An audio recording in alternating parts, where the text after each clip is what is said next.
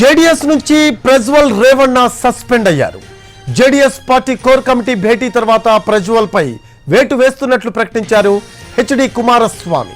రాసలీలల వీడియోల కేసులో ప్రజ్వల్ పై చర్యలు తీసుకుంది జేడీఎస్.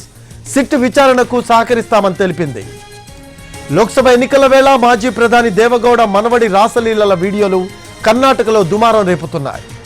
హసన్ ఎంపీ అభ్యర్థి ప్రజ్వల్ రేవణ్ణకు సంబంధించిన 2976 అశ్లీల వీడియోల వ్యవహారం పెను సంచలనం సృష్టిస్తోంది.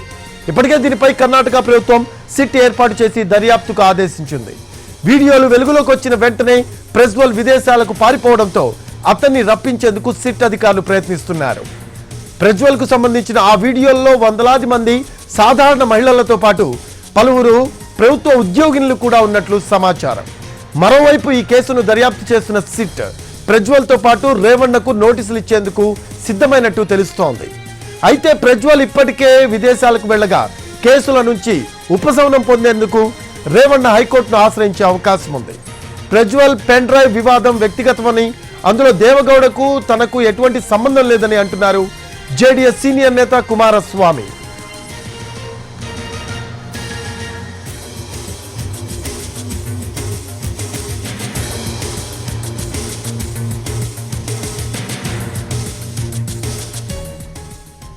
జేడీఎస్ నుంచి ప్రజ్వల్ రేవణ్ణ సస్పెండ్ అయ్యారు.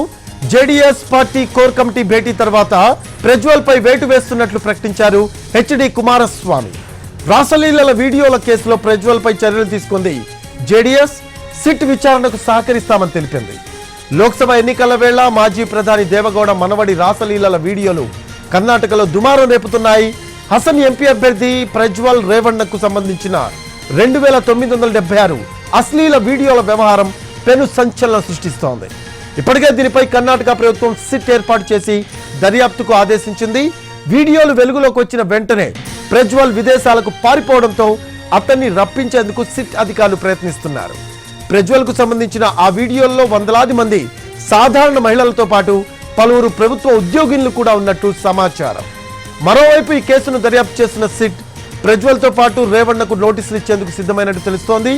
అయితే ప్రజ్వల్ ఇప్పటికే విదేశాలకు వెళ్లగా కేసుల నుంచి ఉపశమనం పొందేందుకు రేవణ్ణ హైకోర్టును ఆశ్రయించే అవకాశం ఉంది. ప్రజ్వల్ పెన్ డ్రైవ్ వివాదం వ్యక్తిగతమని, అందులో దేవగౌడకు తనకు ఎటువంటి సంబంధం లేదని అంటున్నారు జేడీఎస్ సీనియర్ నేత కుమారస్వామి.